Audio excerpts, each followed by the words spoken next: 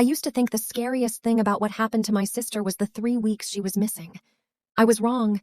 The scariest thing is what happens now, at night, when the house is quiet. And I watch her stand at the window, perfectly still, staring toward the river. And I call her name. And she doesn't answer. Not right away, like she's deciding. I need you to understand something before I tell you any of this. I am not someone who believes in things I cannot see. I was never that person. I grew up practical. I grew up skeptical. I was the one in my family who rolled her eyes at the elders when they got going with their warnings and their superstitions and their long, serious faces around the fire. I was the one who said things like, "That's just folklore," and "People need explanations for things they don't understand," and other sentences that make me feel sick to my stomach now, because I was wrong. I was so deeply, catastrophically wrong. And it cost my sister 3 weeks of her life, 9 months of her mind, and something I still don't have a word for. Something that didn't come back with her when she finally walked out of that water. Or maybe something that did come back with her. Something that wasn't there before. I don't know. I genuinely don't know. And that not knowing is the thing that keeps me awake now. That's what I need you to sit with as I tell you this. Because I've spent a long time trying to find the rational explanation for what happened to Amara. I've talked to doctors. I've read things. I've paced around my kitchen at 3 a.m. building timelines and arguments and logical frameworks. None of it fits. None of it explains what I saw, so I'm done trying to explain it. I'm just going to tell you what happened, and I'm going to try to get through all of it without skipping the parts that scare me, because there are parts I've been skipping for a long time, parts I've never said out loud to anyone. Tonight I'm saying them. My name is Sana, and this is the story of my sister Amara. We grew up near a river. I want you to picture it correctly so you understand what kind of place this was. This wasn't a scenic river. It wasn't the kind of thing you'd put on a postcard or photograph for a travel magazine. It was old water, dark water, the kind of river that feels like it's been there longer than the land around it, longer than the trees, longer than memory itself. It ran along the eastern edge of our village, and it curved around the back of a dense, heavy forest that nobody in our community went into willingly. Not the hunters, not the children, not even the animals, really. You would notice that sometimes. How quiet the forest got. How the birds would stop singing just before the tree line, like there was a wall they couldn't cross. Like something on the other side had asked for silence and gotten it. The river was necessary. People used it for water, for washing. Life moved around it the way life does around water in places like ours. But there was always a relationship with it that went beyond the practical. There was always an understanding, passed down quietly and maintained carefully, that the river was not entirely yours to use, that you borrowed from it, that it tolerated you. The elders never framed it exactly that way. They would never say the river is alive or the river watches. But they had rules. And those rules were stated with the kind of weight that made it clear they weren't suggestions. You never went to the river alone after dark. You never called anyone's name near the water, not loudly, not carelessly. And if you were at the riverbank and you heard something call your name, you did not answer. You did not turn around. You walked away immediately. You went home, you went inside, and you did not speak about what you heard until morning. I asked my grandmother once, when I was maybe 11 or 12 years old, why those rules existed. She looked at me for a long moment. Then she said, "Because some things hear you listening, and once they know you're listening, they don't stop." I didn't understand that then. I do now. Amara was 3 years younger than me. She was the kind of person who walked into rooms and changed them. Loud, warm, generous, completely unafraid. Where I was cautious, she was open. Where I was analytical, she was instinctive. She trusted people quickly and deeply, and somehow it almost always served her well. She was the favorite. I don't say that with bitterness. It was simply true. She lit something up in everyone around her. My mother used to look at her sometimes with this expression I can only describe as awe. Like she couldn't quite believe she had made something that alive. Amara had been going to the river every evening for years. It was part of her routine, part of her rhythm. She would go just before sunset, fill the large container we kept for water, and come back. Usually she would hum to herself. Usually she would wave at neighbors she passed. It was ordinary. It was completely ordinary for a long, long time. And that's the thing about what happened. That's the thing that makes it so hard to process even now. It didn't announce itself. There was no dramatic shift, no obvious moment where everything changed. It just started, quietly, in the background, the way real things do. The first time she heard it, she didn't tell me right away. She told me later that she had been standing at the bank filling the container, and the light was doing that particular thing it does just before the sun disappears, that gold into purple shift that makes everything look slightly unreal. She said the river was calm, completely still, and then she heard her name. Amara. She described it as soft, not threatening, not urgent. She said the best way she could describe it was that it sounded like someone who knew her. The way your name sounds different when someone who loves you says it versus a stranger. There was a familiarity to it, a warmth that had no business being there. She froze. She looked around. No one was there. The bank was empty. The road behind her was empty. The river was still. She told herself it was the wind. She told herself it was a trick of sound, someone calling from further away. She picked up the water container and she left. But she told me her legs felt strange, like something was pulling against her, like each step away from the water cost her something she couldn't name. She didn't tell me that night. She told me later that she had been ashamed of it, that it felt like admitting something weak, that she had heard her name in the river and felt drawn to it. She went back the next evening. Of course she went back. She went back every evening.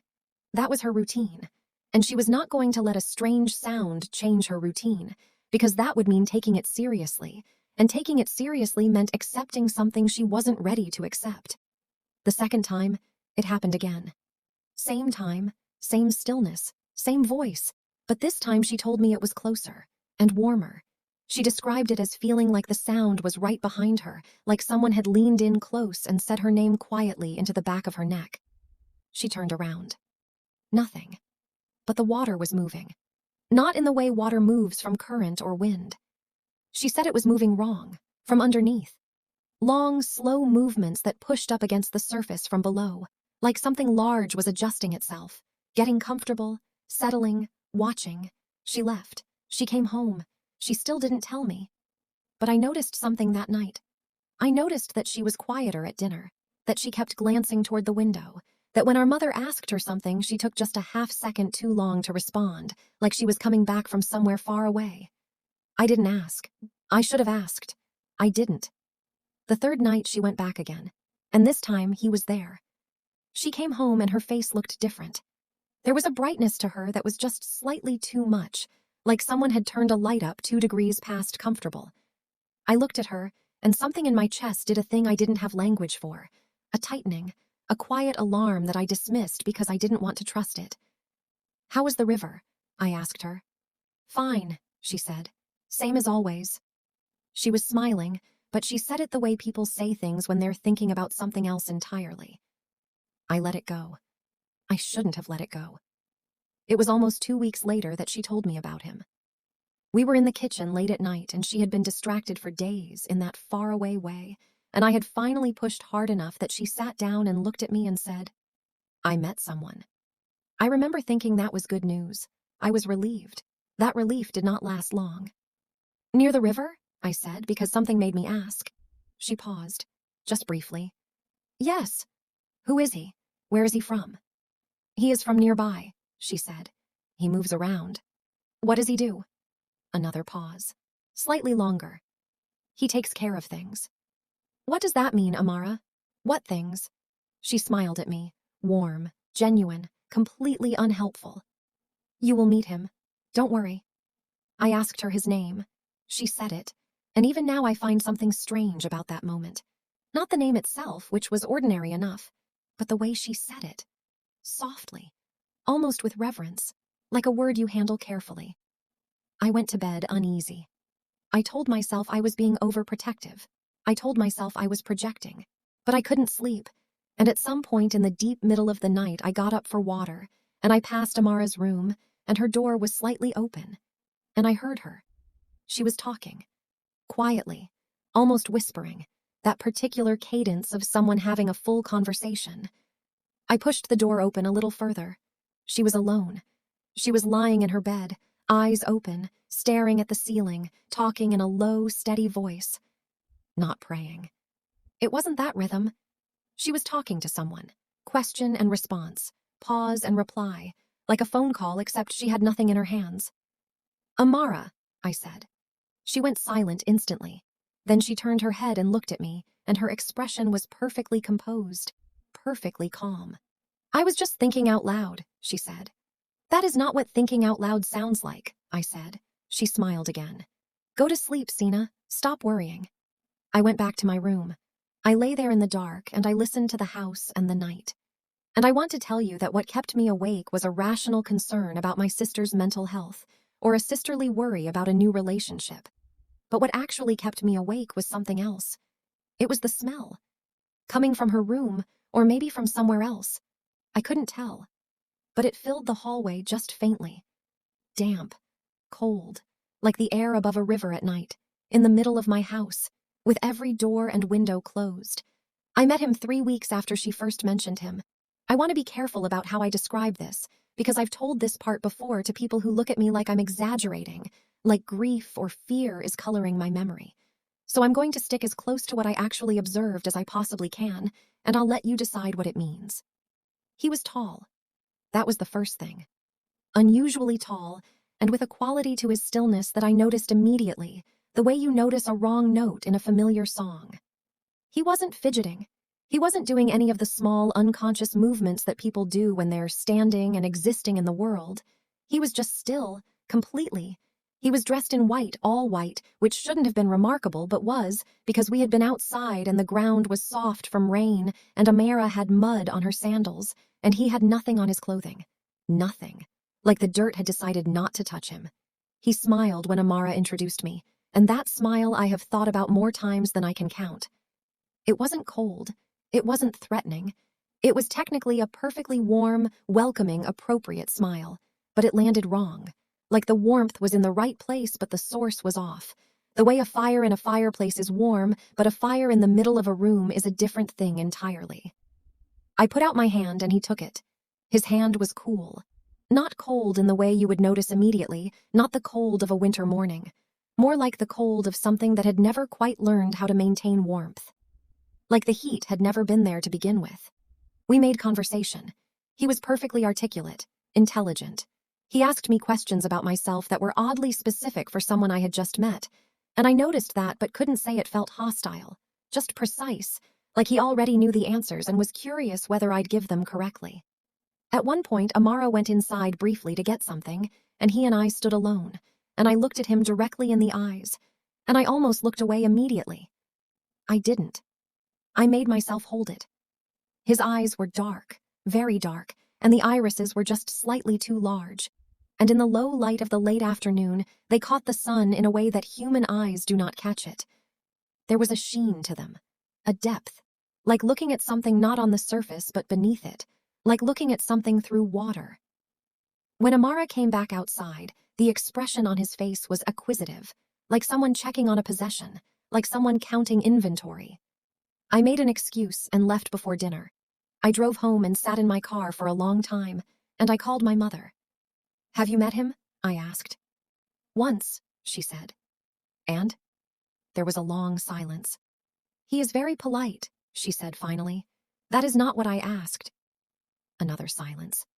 Then, quietly, almost like she didn't want to say it at all, she said, "There is something about his eyes, Sina." We didn't say anything else for a moment.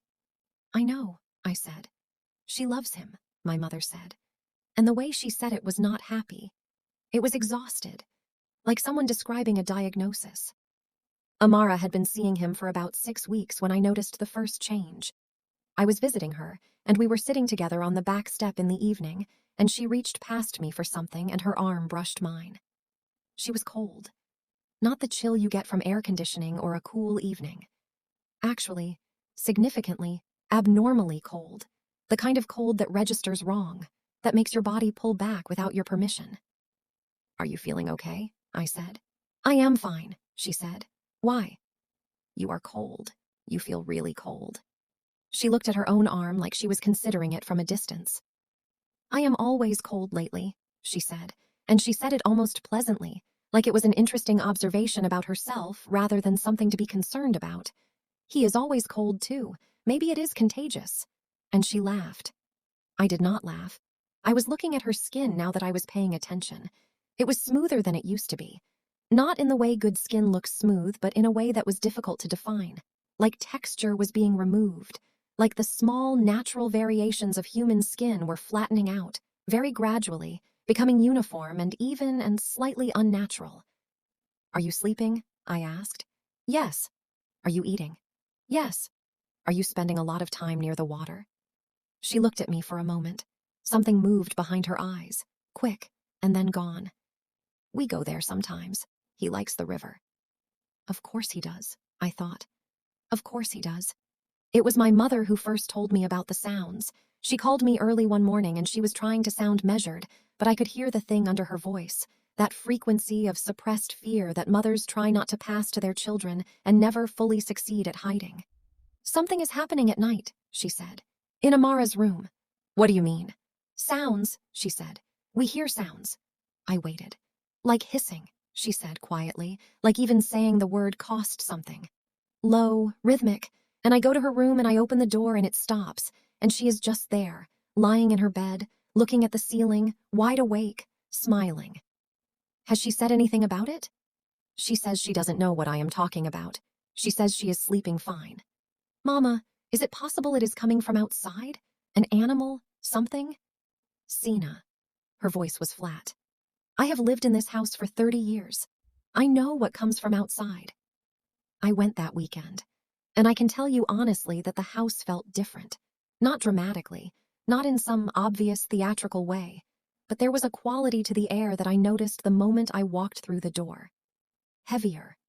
Not physically, not temperature, something harder to name. Like the house was holding its breath. Amara was cheerful and warm and almost aggressively normal, which was its own kind of warning sign. The second night I was there, I woke up at around 2 in the morning. I lay there in the dark, disoriented for a moment, and then I heard it. Coming from Amara's room across the hall. A sound, low, even, rhythmic, not quite breathing, not quite a voice, somewhere in the space between the two, like something exhaling through water, like something breathing through the wrong kind of air.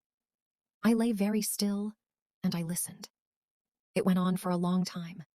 Steady, patient, not getting louder or quieter, just continuing, consistent, like it had been going for a while before I woke up and would continue long after I fell back asleep. I got up. I went to the door. I put my hand on the handle. The sound stopped. Immediately. Not fading, not trailing off, gone, but like something had heard me stand up and made a decision. I opened the door. Amara was lying in her bed on her back, covers pulled up, eyes open, staring at the ceiling. She turned her head and looked at me. "Bad dream?" she said. "Did you hear that?" I said. "Just now, did you hear that sound?" She looked at me steadily. "What sound?" "Amara. Go back to sleep, Sana." She turned her head back toward the ceiling. I stood in her doorway for a long moment. I looked at her hands outside the covers, perfectly still. I looked at the way the room felt, which was colder than the hallway, noticeably, significantly colder. I went back to bed. I did not sleep again that night. My mother found the skin the following morning. I was in the kitchen when I heard her make a sound. Not a scream. Something smaller than a scream, but somehow more frightening because of its restraint. The sound of someone deciding to contain what they're feeling because releasing it fully would be too large. I went to Amara's room. My mother was standing at the bed, holding the sheet in both hands, looking at it. On the sheet, spread across the surface, were thin, translucent layers. Sheets of something. Pale, almost colorless, nearly see-through. My first thought was that it was some kind of membrane from packaging, the kind of material you peel off new appliances. That's what my mind reached for first. But it wasn't uniformly shaped. It wasn't regular. It curved and folded in a way that was recognizable. My mother touched one piece carefully, with 2 fingers. She pulled her hand back quickly. "It is warm," she said. And the look on her face was the look of someone who had just confirmed something they desperately didn't want to confirm. It was organic. It was biological. It was something that had come from inside this room, from a living body. We looked at each other. We didn't say it. Neither of us said the word we were both thinking, because saying it would make it real and we weren't ready for it to be real. We changed the sheets. We didn't tell Amara we had found anything. She came into the kitchen for breakfast, perfectly cheerful, poured herself tea, and asked what we were doing that afternoon. I watched her move around the kitchen. I watched her hands, her face, her eyes, and I noticed for the first time that her pupils were different, slightly elongated. Where they should have been round, they were just slightly narrowed. In certain light, in a certain angle, they sharpened at the ends, like a slit, like something that lived in different light than we did. She caught me staring. "What?" she said. "Nothing," I said. "You look tired." She smiled. "I feel great," she said. And she did. That was the horrible part. She seemed healthy, energized, happy. She seemed better than she had in years. Whatever was happening to her, she wasn't suffering. That should have been a comfort. It wasn't, because the version of her that was thriving wasn't entirely the version I had grown up with. Something had been added. Something had been taken. And the ratio was shifting, slowly but definitely, with every passing week. I confronted him. "I'm not proud of how it went, but I need to tell you about it because of what happened during that conversation that I still think about." I had been trying to organize my thoughts for weeks, deciding how to approach it, what to say. I finally just showed up at the place where Amara said they usually met, near the riverbank, late afternoon. He was there, alone, which surprised me. Like he had known I was coming. He was standing at the water's edge, not looking at the water, looking at the tree line across the river. And he didn't turn around when I approached, which meant he heard me coming and chose not to acknowledge it immediately, which is a specific kind of social move that implies a specific kind of confidence. "Sana," he said, still not turning. "I expected you sooner." I stopped. "How do you know why I am here?" He turned then, and he smiled. That practiced, warm, technically appropriate smile. "Because you love your sister," he said, "and you are paying attention." We looked at each other. I want to be accurate here. I want to be precise, because I know how this part sounds. I know what it sounds like when someone describes feeling afraid of another person and how easy it is to say that the fear was supernatural. People project that. I know they do, but I need to tell you that standing in front of this person, in broad daylight with the sound of the river behind him and the ordinary world around me, I felt something that was different from any fear I had ever felt around another human being. It wasn't aggressive. It wasn't threatening in any way I could point to. He was polite. He was calm. He maintained eye contact without blinking quite as often as a person blinks. That was what I noticed consciously, the blinking. But the feeling in my body was animal. Old. The feeling of a creature that has just registered that something nearby is not what it appears to be, and the entire body shifts into a different mode. Alert. Calculating distances. Aware of exits. "What are you doing to my sister?" I said. "I am loving her," he said. "Her skin is changing. She is cold. She is not the same as she was." I stopped. I didn't want to say the rest of it to him. "Whatever you are doing is changing her." He looked at me with genuine curiosity, not defensiveness. "And that troubles you?" "Of course it troubles me." "How do you know what this is like?" he asked, simply, like a genuine question. I didn't have an answer. "She is happy," he said. "She is more herself now than she has been in years. She is growing." "Into what?" I said. He smiled again. "Into something longer lasting than she was before." I stared at him. "I want you to stay away from her," I said. "I want you to end this." "I cannot," he said. "Why not?" He looked at me for a long moment. Then he said something that has never left me. He said it simply, without malice, without drama. He said, "Because I chose her long before she chose me, and those things don't undo." I went home. I called my mother. I called the pastors. The proposal happened. He didn't ask her. That is what she told us later. He just told her. The way you announce a decision that has already been made. "You are ready." That was it. That was the entire proposal. She said yes. She told us about it at dinner, beaming, and I sat across from her and looked at her, and she looked back at me with those eyes that were almost hers, and I felt something break in my chest quietly. I said, "We need to meet his family before any of this moves forward." She nodded. She said she would ask him. When she did, there was a pause. She told me later that when she asked him, for the first time since she had known him, he hesitated. Just for a moment, just long enough to notice. Then he said yes. "Come," he told her. "Meet my family." He took her to the river. I wasn't there. I want to be clear about that. Nothing I am about to tell you is something I witnessed directly. It is what Amara told me later over months, in pieces, in the hesitant and sometimes terrified way that people describe things that still feel too close. It was night when they arrived at the bank. The water was black. That particular black of deep water at night when there is no moon to reflect. Black and completely still and completely silent in a way that she said didn't feel natural. Like the river was waiting. Like it had been waiting for this specifically. He walked to the edge. And then he walked in. Not swimming, not waiting.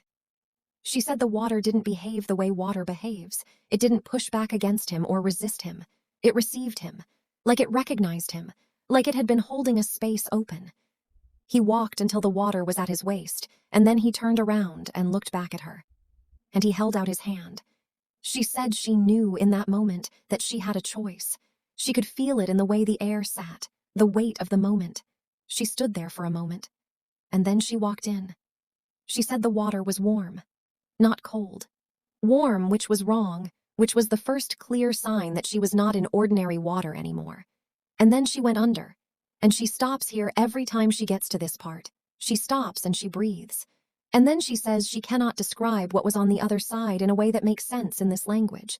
She says human language doesn't have the vocabulary for it. What she gives me instead are pieces. It was large, much larger than should be possible under a river of that size. It was not dark. It was lit by something she couldn't identify, a kind of ambient luminescence that came from no single source. There were things there. She says things because she doesn't have better words. Presences, shapes, observers. Some of them were vaguely familiar in outline, the rough suggestion of human form. Most were not. They watched her. They weren't hostile. They weren't welcoming either. They watched her the way you watch something that is being evaluated, with patience, with no urgency, like they had all the time that has ever existed and were in no rush to spend it. He was with her. He showed her things. He spoke to her, she thinks, though she says the communication didn't come the way sound comes. It came differently, inside, like information arriving rather than being transmitted. And she says she wanted to stay. She says this carefully. She says it like a confession. She says that down there with those things in that impossible space, she felt a sense of belonging that she had never felt anywhere in her life. Like a frequency she had been searching for had finally been located. She says if she had stayed one more day, she would not have wanted to come back. And she doesn't know what pulled her. She doesn't know if it was something inside her or something that failed in him, some gap in his attention. But at some point she found herself moving upward, and then she was breaking the surface, and there was cold air and darkness and the riverbank, and nothing and no one beside her. She walked home. She doesn't remember doing it. She has no memory of the walk. She simply remembers being in the water and then being at our gate, soaking wet, in the middle of the night. 3 weeks after she had disappeared. My mother's scream woke me. Not a scream of pain, a scream of something harder to categorize than pain. Release, maybe. And terror. Both simultaneously. I ran outside. And there was Amara, standing in the yard, dripping, hair plastered to her face and neck, clothes saturated and heavy, standing very still in the middle of the yard in the deep dark of the night. I ran to her. I grabbed her. I felt her, and she was solid and real and present in my hands, and I was so relieved I couldn't speak for a moment. I held her and she let me, but she didn't hold back. She stood with her arms slightly at her sides, letting me embrace her but not returning it. I pulled back and looked at her face. Her hair was straight and stringy in the wet, which was not how Amara's hair behaved. Her hair was always full, always textured. This was flat, changed in some structural way. Her skin was lighter. Not dramatically, not unrecognizably, but lighter in a way that suggested something had happened beneath the surface of it. Something had shifted.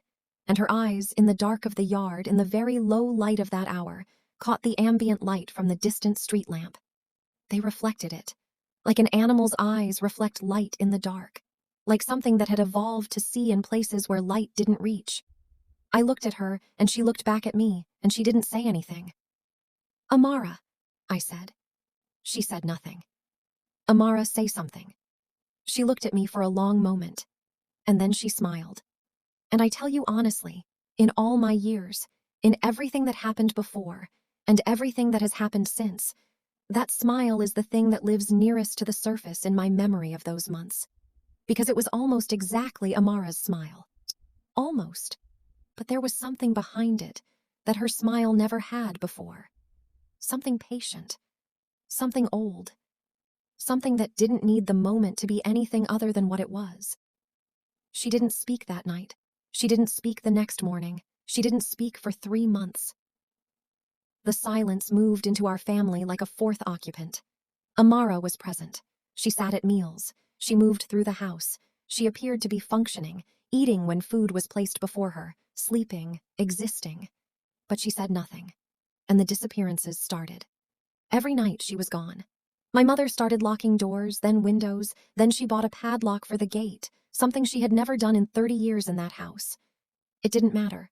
Amara would be gone, and every morning she would be back, sometimes in the yard, sometimes already in the house, in her room, already in bed, never explaining where she had been, never showing distress, just absent, and then present, and then absent again. And every time she came back, the same 2 things were true. She was wet, and she was colder than she had been the day before. The priests came. Both kinds. My mother is a practical woman who believed in covering multiple systems of protection simultaneously, so there were prayers said in multiple languages and rituals performed with multiple vocabularies of the sacred. Amara sat through all of it. In one session, a man with decades of experience looked at her from across the room and didn't say anything for a very long time. He just looked. And then he turned to my mother and said in a quiet, measured voice, "What you are dealing with is not a small thing." That was all he said. It wasn't comforting. During one of the prayer sessions, I was sitting near Amara, and the chanting was building, and I was watching her face, and she was just sitting there with her hands in her lap, perfectly still, expressionless, looking at the floor. And then something changed. Her back straightened, and then the sound started.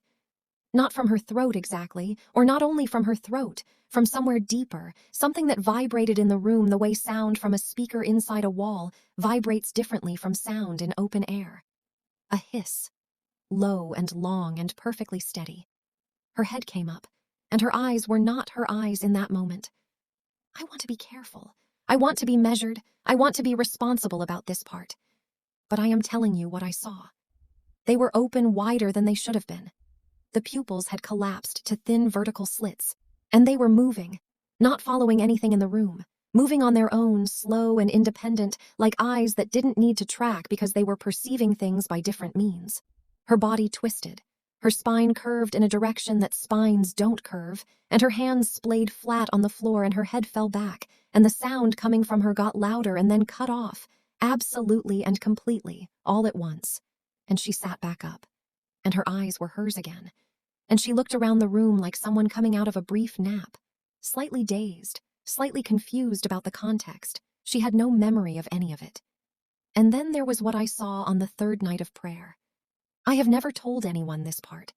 I have thought about telling it many times, and I have always stopped myself, because the first reaction of most people to this specific detail is to tell me I was overwrought, sleep-deprived, operating under extreme stress. Which is true. All of those things were true. I was not in a good mental or physical state during those months. But I saw what I saw. I was sitting behind Amara. The others were in front of her. I had a clear view of her back, and I saw something move under her skin, along her upper back, from one shoulder toward the other. A slow, deliberate movement, the kind of movement that could only be something with intention. Something traveling. It paused, like it had sensed me watching. And then it was gone. I stood up. I stepped back. I could not have said a word in that moment if everything depended on it. I stood there with the cold spreading from my hands up through my arms, and I watched the back of my sister's shirt, and nothing moved, and nothing moved, and nothing moved. I never told her I saw it. I never told my mother.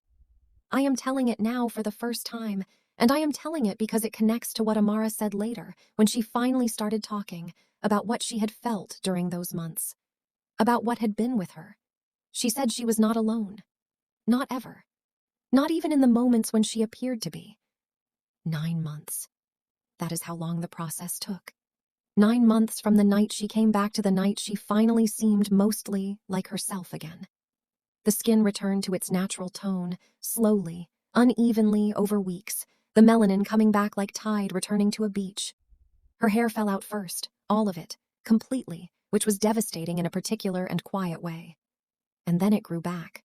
The right texture, the right body. Her pupils rounded out. The smell left the house. The nightly disappearances stopped. She began to speak, not all at once. Single words first, then short sentences. Then, eventually, late evenings when it was just the two of us, and the house was settled and the night was quiet, whole conversations. She told me things. Not everything. I could feel the parts she was leaving out, could feel the shape of them the way you feel the presence of a word you can't remember. But she told me what she could. She told me about the world beneath the water. She described it again and again in different ways, trying different words and images each time, and each version gave me a slightly different piece of it. She described a space that existed beneath the physical, or alongside it, or both. She described a population of things that were very old, older than any human frame of reference she could locate. Things that existed in a state of enormous patience, enormous continuity, enormous and complete indifference to the passage of time as humans experience it. She said they weren't malicious. She said that word specifically and paused on it, like she was testing whether it was true. They weren't malicious, she said, but they weren't benevolent either. They were just operating, doing what they do.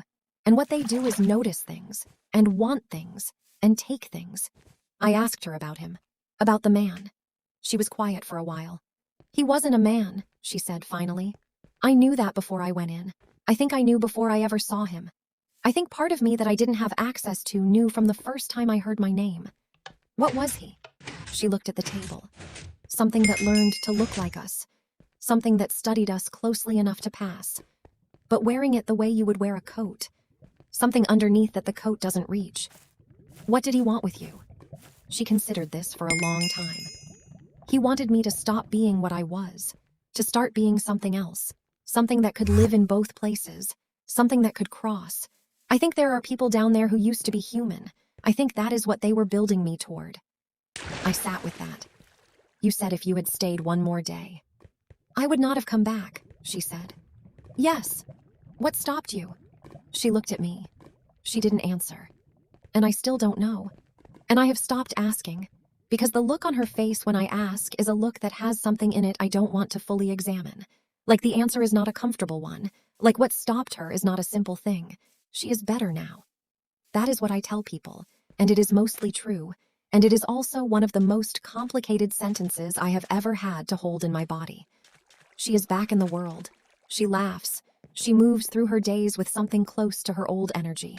She has relationships and plans and opinions about things, and sometimes I sit across from her and I see the Amara I grew up with completely clearly, and my chest loosens and I breathe and I think she came back. She really came back. And then there are other times when I am watching her from across a room and she goes still in a way that is just slightly off. Times when she turns toward a window and her attention stays there too long.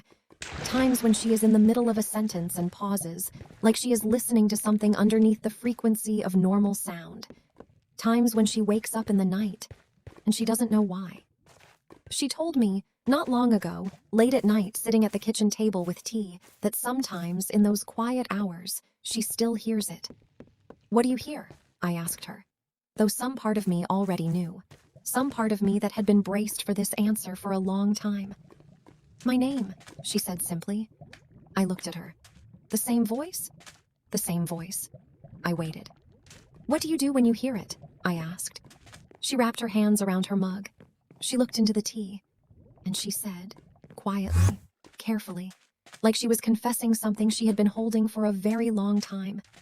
Sometimes I sit up, and I start to get out of bed. And then I realize what I am doing. And I stop. She looked up at me. And some nights, she said, it is very easy to stop, and some nights it takes longer. I sat with her until morning that night. And as I sat there, watching the darkness outside the kitchen window, listening to the ordinary sounds of the house, I became aware of something I hadn't noticed when I had sat down. A smell. Very faint. Barely present. The kind of thing you could easily attribute to an open window or a neighbor's yard. Damp. Cold. Like the air above a river at night. Inside my kitchen. With every window closed. I didn't move. I didn't say anything. Amara was looking at her tea. And somewhere in the dark outside, in the direction of the water, something that had chosen my sister before she ever knew she had been chosen was patient. Utterly, completely, timelessly patient. Waiting. The way things like that wait. Without urgency. Without doubt. 3 weeks ago, Amara told me she has been having a recurring dream. She is back in the water. She is below the surface, in that place she described but never fully explained. And it is exactly the same as before. The light with no source, the watching things, the feeling of belonging. Except for one difference. In the dream, she is not alone. Someone is with her. She describes a woman standing beside her who she cannot see clearly. Someone she knows but cannot name. Someone who followed her in. She had the dream again last night. And this time, she said, when she woke up from it, she looked around the room. And then she called me. She called me to ask if I was all right. I said yes. I told her I was fine. I am fine. I am sitting here right now telling you all of this, and I am absolutely fine. But I have been thinking about something she said at the very beginning. Something I filed away and then forgot. She said when she heard her name the first time at the river, it wasn't what frightened her. What frightened her was that it felt like someone who knew her, like someone who had been watching long enough to learn how she wanted to be called. I have been going back over my memories of the last few months, and I have been trying to remember when I last went near the water, and why it is that I cannot quite recall, and why lately my own name sounds different to me, like it is coming from somewhere outside myself, like something is practicing it, getting it right, learning the exact weight of it, the exact softness, the exact way I would want to hear it spoken if something wanted me to turn around. If you made it this far, I want you to leave a comment. Tell me one thing. Do you think she is back, or do you think something came back with her? Because I have been sitting with this for a long time, and I still don't know the answer. And I am starting to wonder if not knowing is the point. If that is part of how it works.